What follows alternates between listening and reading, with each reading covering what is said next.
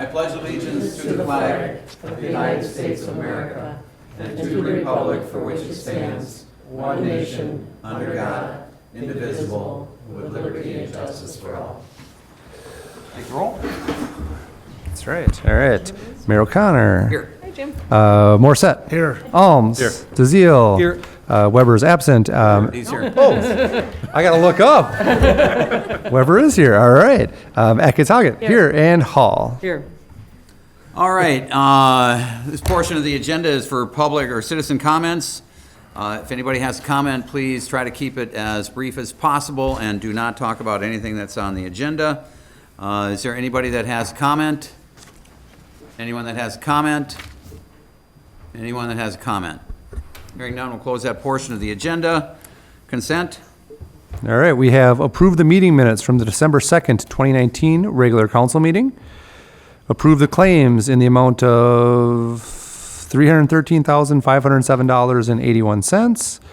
Approved the regular operator license applications as listed on the issue sheet.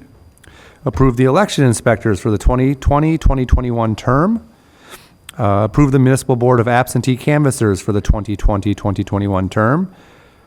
Approved the, municipal board of absentee canvassers, and then approved the municipal board of canvassers for the 2021 term. Approved secondhand jewelry license applications. Placed on file November 12th, 2019 Public Utilities Commission meeting minutes. Approve a fence easement agreement for 48 Lonnie Bay. Botany. Katie Arnold.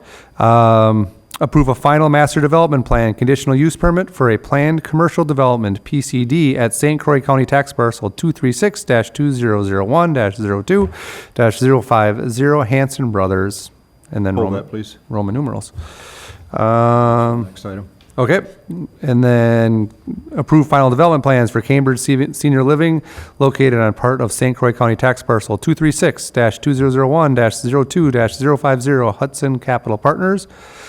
Pulled. Approve final development plans for Paws and Claws Pet Resort expansion at 2300 Jack Brulette Drive. Approve setting a public hearing date of January 20th, 2020 for amendment to Municipal Code Chapter 255-75.2, breweries, brew pubs, wineries, and distilleries. Approve setting a public hearing date of January 20th, 2020 for an amendment to Municipal Code Chapter 255 zoning to include short-term home rentals and an amendment to Municipal Code Chapter 140 housing standards to update the definition and requirements for rooming houses. Approve the purchase of a 2020 Chevy Colorado for the building inspector in the amount of $28,045. Approve the updated City of Hudson Emergency Operating Procedures Manual. Can you pull that one here? Request the use of $7,500 in contingency fund for the purchase of 100 tons of road salt. And reallocation of vehicle capital improvement funds in the amount of $14,189.02 for the repairs of the 2007 Mack truck. Move to approve. Second. Motion is second to approve a consent agenda with the exception of items J, K, and P. All those in favor, roll call. That's my list. Morissette. Yes. Alms. DeZiel. Yes. Weber. Yes. Eckentaget. Yes. And Hall. Yes. Motion's approved. Item J. Item J, it's a little bit hard from the pictures that I have, but I can't tell if what the sidewalk situation is. I'm hoping there's pathways as opposed to sidewalks, 5-foot sidewalks. I'm hoping there's at least 8 to 10-foot paths. So, because we really should be expecting a lot of pedestrian and walking traffic in that area. So that's my first concern. Yes, so in front of you have, it's the approximately 21 acres adjacent to the new Carmichael Ridge subdivision and the Target and formerly Family Fresh building.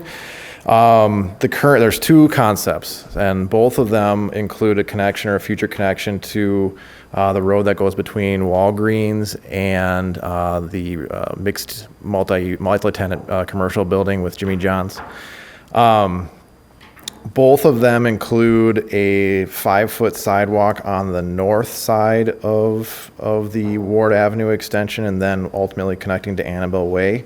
Understanding that there was some discussion, I did reach out to the engineer. They can speak to potentially providing a wider trail connection along Ward Avenue there.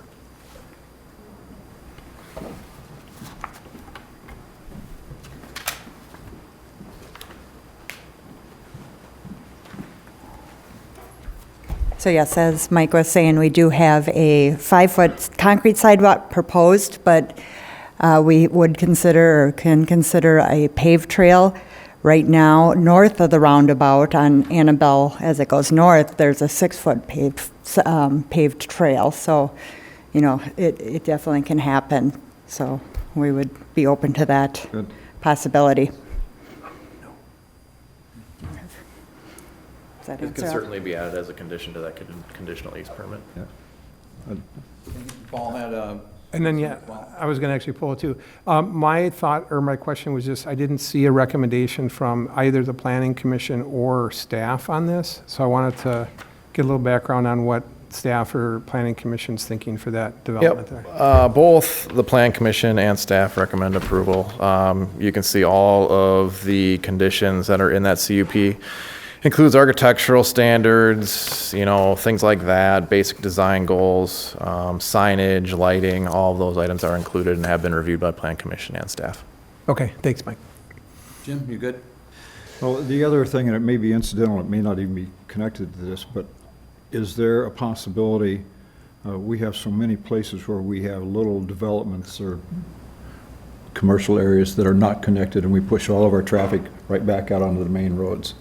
And I'm wondering if there's a possible to connect through the Target Family Fresh area there, if that's how feasible. I know there's a height difference, but Right. it doesn't look like on this little drawing I have, it doesn't look like that much, but. Exactly. We would be able to, we did show a connection. However, yes, there is quite a bit of height difference. We would have to work with Target primarily. Family Fresh, we know that we'll be able to work with them to make that connection. So one way or another, yes, whether we have to kind of loop it through the Family Fresh or if we can go down the common lot line, that'd be obviously the ideal spot. Yeah. The So, other thing to yes. think, if you can't do a vehicle passage, then a sidewalk or pedestrian bicycle passage might be useful. There's just Yeah. more things to think about there because of putting people into that traffic area. Right, What you would do absolutely. inside that, but. And that was one of the conditions of Mike and the staff as far as making that pedestrian, making that connection to Target and Family Fresh. So we will do that. Great, thank you. We good? Is there a motion? Move to approve With the conditions? with the conditions. Second. Motion and second to approve with conditions. Any further discussion? All those in favor? Aye. Opposed? Motion's approved. Item K. That's Jim's, I think. I'm sorry, I was trying to read my agenda here. Item K, I thought that this was a pretty important item.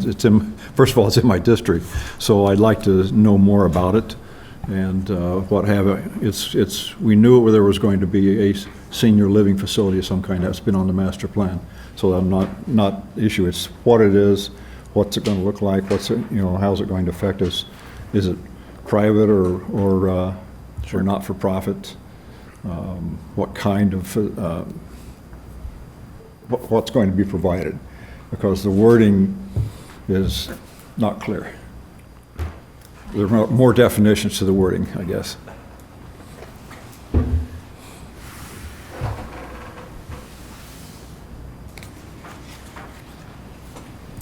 Good evening, everybody.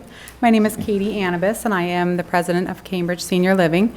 Cambridge Senior Living, as you will see in some of the pictures, that is a brand-new concept on an old need that we've had for a long time. So healthcare has been around for many, many years, and there are different licensure levels. There is assisted living, there is skilled nursing. What Cambridge is Cambridge brings the home environment of a very calm, home-like atmosphere with more medical care than you would expect in any assisted living, really taking it to that next level. What I've understood over the years and being involved in assisted living or healthcare in general is that there are too many places that are set just to be kind of housing units. If something happens to somebody, you need to have that backup. So Cambridge is very different in having physician rounding. We work with the hospitals that are local to make sure that we have regular rounding. If somebody's ill or needs something, not only can we connect via a connection or a blue connection, just like you would FaceTime with the clinics and the hospitals, but we're also able to make sure that we have multiple RNs rounding around the clock, 24/7 access to nursing care if somebody would need some, regardless of the time that would happen. The atmosphere is a feeling of what you would expect to see if you ever go to a senior resort. So something that should entice you to want to do different things, try things. The things that we do outside of senior care are the things that need to be done inside of senior care. You don't just get to an age and decide, I don't like to have fun anymore, I don't like to do anything interesting. So Cambridge really tries to bring back that true life and true spark to what we feel all seniors deserve to have. Every one of us has somebody that is a senior, going to be a senior, that they care about, and it's very, very important that we take care of those that have taken care of us. Okay. So the level of care, or the capability of the residents is going to vary from needing virtually no care to what level? To dementia, To- Alzheimer's level, or? Yep, to full services. So we take somebody from where they're at. The top floor, the second floor of Cambridge is designed to be more restaurant style, more independent living. Downstairs is more assisted living. So we take somebody from where they're at. They can need no care and just want to get in a routine medically. We see often that people wait until it's the very last minute. So they're coming to us on crisis because they've fallen 8 times at home and the 9th time the hip is broken or something's going on. They know that they can come to a community that they can say, I really don't want anything, I want to do my own thing, or we take care of through end of life, so hospice services all the way through. So. Okay. In that case, is it intended to be full-term, you move there and you stay there, or is there some rehab piece to this as well? There is a rehab piece. One of the benefits that we have is because we work with the state and we also are private. It's a privately owned facility. It is not a not-for-profit. We work with both sides of that. I talked last time I was here about just how Medicare guidelines have changed, and it's important for us in healthcare to adjust with that. Years ago, you used to get a 3-night stay. If you got a 3-night stay in the hospital, you got 100 days of Medicare if you had a qualifying plan. You leave and you can get a hip and a knee done in one day, and you leave the next day. So that's just not there anymore.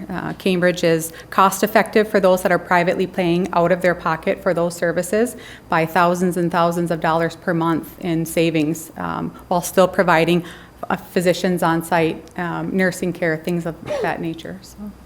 So you have physicians that are full-time there, or? No, we have physicians that round regularly. Okay. Yeah, it's best for the physicians to stay with the hospital networks, but we try to coordinate so that they're rounding regularly and that we always have somebody that's available, open from them. So. Are they going to be part of the health partners, or do you know yet?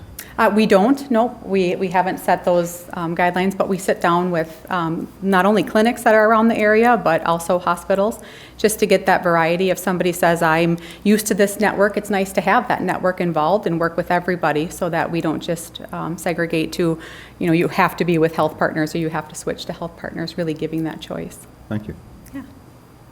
Anybody else? The one question I have is how tall is the building? It's a 2-story building. No problem. I'm happy then. Should be nice views. There's a balcony off the back top, so it should be a very luxurious yet comfortable place that brings something great to Hudson. Okay. I unfortunately didn't drive by, but try to figure out the location. But is it down in the valley, or is it up on top? Up. Or up on top? Northwest corner. Northwest corner, so up on Up on the top. top there. Okay. Yep. Yeah. Butts up to the residential area, which we should be a very quiet neighbor for them, very low-key, And so. the same questions about, I'm pretty sure there's some, on the previous plans, there's some pathways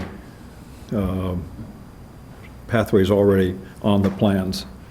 If not, then let's make sure that that's there too, because that's a real valuable thing for seniors, is to have ability to walk somewhere. Oh, absolutely. The Right. pathway for us is wonderful because that will be used, and we, in coordination with what we have, will also have you seen in some of the bigger cities, they have what they call senior playground equipment? So we will have large pieces like that, which is senior equipment, and I can drop off some information on that. That will be accessible to anybody in the area. They can come and use it as they like, but it allows for wheelchair accessible. It allows for those that just want to take a walk and get some fresh air. So we'll have some coordinating pieces that will be on the backside of our property there for them to enjoy and hopefully be promoted around. So I have a question about, you said it's a for-profit facility. Mm-hmm. So you do accept Medicare and other insurances, but then on top of that, it's private pay?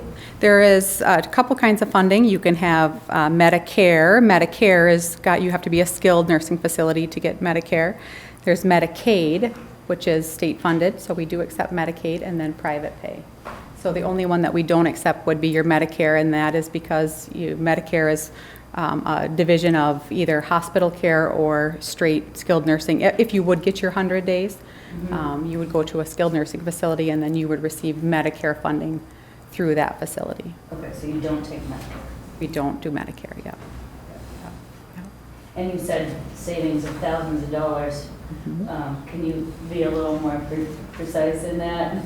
I'm just kind of curious Sure. because I had two parents. We all have a couple of those. Yeah. And we had a big one to stay up at CCH, and so Sure. I got to pay those bills. Yeah. I'm just curious on. So our highest rate, which means that you're with us and you need care to do everything, total care for everything possible, is like the starting rate of what you would pay if you went to skilled nursing.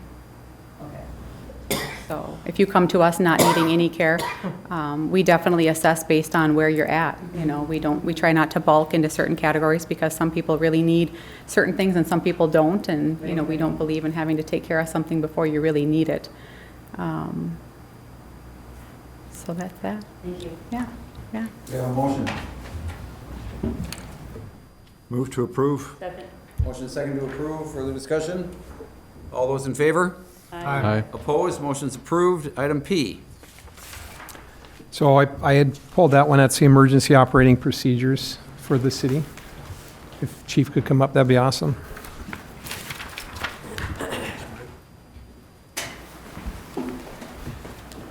So first of all, just a really good, well-written piece. I love the checklists. I love the detail. I think it's an important plan to have on, and hopefully we never have to use it, right? But we need to have it.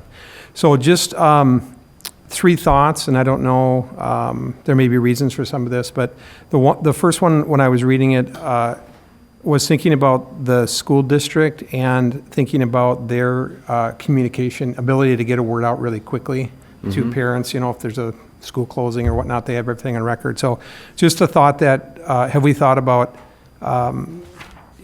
you know, having the school district be more of a part of that plan, or somehow we could rely or use those guys in an emergency to get word out? Yeah, I mean, we probably normally would anyway. We didn't put it in this, but I think it's probably a good piece to add. And it's something I can review too with the county emergency manager. She did review this, but yeah, I think it's a good piece. This is a living document, and I want it to get out. It's been a while since it's been updated. I want it to get out at the end of the year so we can look at it. We'll be updating it again mid-year in 2020, probably June. And that's why I want it here so everyone can look at it. If there's anything we can, you know, tweak on it. And yearly we'll be doing that, like I said, because it is a document that does change and evolve. So we'll, you know, I think we talked a little, we can send that to me and we'll look at that and discuss it and probably add in. For sure. And then the second thought I had, when it lists on, I think it's page 35, it lists the city shelters, potential shelters. And my thought when I was reading it was maybe to add the YMCA as a central location, and also a place that has lockers, has showers, has, some facilities. So I don't know, again, that's, I'm not speaking for the Y, I'm not offering their services, but I'm thinking in case of an emergency, they might be a great community resource where people know that we may want to add that to the list Yeah, of emergency absolutely. We'll shelters. So. definitely look at that. And then the third one is just with hazardous material components. The overall question would be, we're obviously in the state of Wisconsin, so my understanding is we're in the Northwest Task Force area for state of Wisconsin. But would we consider, in such a situation, also using resources from Minnesota if they were closer? How would that work? Yeah, well, we have to assess the situation. We do have a county-to-county with Washington County mutual aid agreement that we could easily access them. The St. Paul has a state regional team for Minnesota.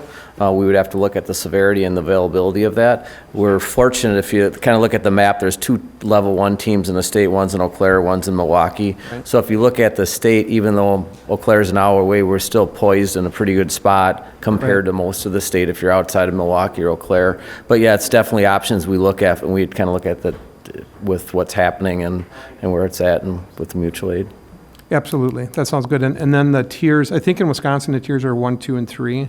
And I think the report was talking about like a level A, level B or something, so that might just be language we can clarify for the next draft or something like that. So I'd be happy to email all of these points, and then, like you said, if there's another draft coming up, maybe we can tack those Yep, on in the and future. that'll be in, I just kind of want to get this out so we can have one in place that was updated, and then we'll, continue every year to revise it, so, Sounds good. Appreciate your work on it, Chief. thank you. Paul, can I ask you a question? Where are you interjecting this information from when these guys know, not disrespecting you, just asking Yeah. a question, when these guys know what they're doing? I'm not. My brother was a fire chief in Eau Claire, so I had him read the report. So we're getting some pretty good information. You're a firefighter by bullet. No, and I'm not personally, but I appreciate this. I just want to make sure that we have the best plan available. I had this reviewed by the county manager, but that's why we want this out here. Like I said, it's a living document. We will continue to do that, and that's why, and as our city grows, we're gonna have more options too that are available for different things. So Yeah. I appreciate it. So thank you. Thank you, Chief. Thanks, You did a Chief. great job on that. Appreciate it. Is there a motion? Move to approve. Second. Motion and second to approve. Discussion? All those in favor? Aye. Opposed? Motion's approved. All I have is, I want to wish everybody a Merry Christmas, Happy Holidays. I hope you all have a fun, safe, enjoyable time with friends and family over the holiday season. And look forward to, I guess, some of us will be in here tomorrow for interviews. But the rest of you, will see you next year. Happy New Year as well, I guess. Anybody else? We have a motion? Move to adjourn. Second. Motion and second to adjourn. All those in favor? Aye. Opposed? Motion's approved. We stand adjourned. Thanks, everybody.